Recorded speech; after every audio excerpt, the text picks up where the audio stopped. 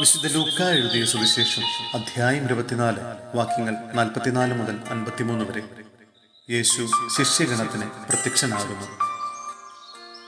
അവൻ അവരോട് പറഞ്ഞു, മോശയുടെ നിയമത്തിലും പ്രവാചകന്മാരിലും സങ്കീർത്തനങ്ങളിലും എന്നെക്കുറിച്ച് എഴുതപ്പെട്ടിരിക്കുന്നതെല്ലാം പൂർത്തിയാകേണ്ടിയിരിക്കുന്നു എന്ന് ഞാൻ നിങ്ങളോടുകൂടെ ആയിരുന്നപ്പോൾ പറഞ്ഞിട്ടുണ്ടല്ലോ. വിശുദ്ധ ലിഖിതങ്ങൾ ഗ്രഹിക്കാൻ തക്കവിധം അവരുടെ മനസ്സ് അവൻ തുറന്നു. അവൻ പറഞ്ഞു, ഇങ്ങനെ എഴുതപ്പെട്ടിരിക്കുന്നു, ക്രിസ്തു സഹിക്കുകയും 3-ാം ദിവസം മരിച്ചവരിൽ നിന്ന് ഉയർത്തെഴുന്നേൽക്കുകയും ചെയ്യണം. പാപമോചനത്തിനുള്ള അനുതാപം അവന്റെ നാമത്തിൽ ജെറൂസലേമിൽ ആരംഭിച്ച് എല്ലാ ജനതകളോടും പ്രഘോഷിക്കപ്പെടേണ്ടിയിരിക്കുന്നു. നിങ്ങൾ ഇവയ്ക്ക് സാക്ഷികളാണ്. ഇതാ, എന്റെ പിതാവിന്റെ വാഗ്ദാനം നിങ്ങളുടെ മേൽ ഞാൻ അയക്കുന്നു. ഉന്നതത്തിൽ നിന്ന് ശക്തി ധരിക്കുന്നതുവരെ നഗരത്തിൽ തന്നെ വസിക്കുവിൻ. യേശുവിന്റെ സ്വർഗാരോഹണം. അവൻ അവരെ ബഥാനിയ വരെ കൂട്ടിക്കൊണ്ടുപോയി. കൈകൾ ഉയർത്തി അവരെ അനുഗ്രഹിച്ചു കൊണ്ടിരിക്കെ അവൻ അവരിൽ നിന്ന് മറയുകയും സ്വർഗത്തിലേക്ക് സംവഹിക്കപ്പെടുകയും ചെയ്തു. അവർ അവനെ ആരാധിച്ചു. അത്യന്തം ആനന്ദത്തോടെ ജെറൂസലേമിലേക്ക് മടങ്ങി. അവർ ദൈവത്തെ സ്തുതിച്ചുകൊണ്ട് സദാസമയവും ദേവാലയത്തിൽ കഴിഞ്ഞുകൂടി.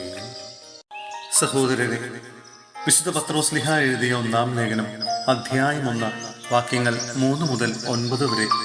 സജീവമായ പ്രത്യാശ. നമ്മുടെ കർത്താവായ യേശു ക്രിസ്തുവിന്റെ പിതാവായ ദൈവം വാഴ്ത്തപ്പെട്ടവനാകട്ടെ.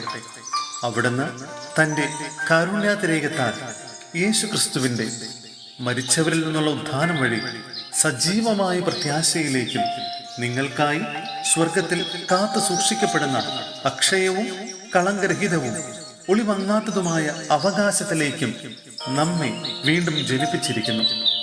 അവസാന കാലത്ത് വെളിപ്പെടുത്താനായി തയ്യാറാക്കിയിരിക്കുന്ന രക്ഷയ്ക്ക് വേണ്ടി ദൈവശക്തിയാൽ വിശ്വാസം വഴി നിങ്ങൾ കാത്തു സൂക്ഷിക്കപ്പെടുന്നു.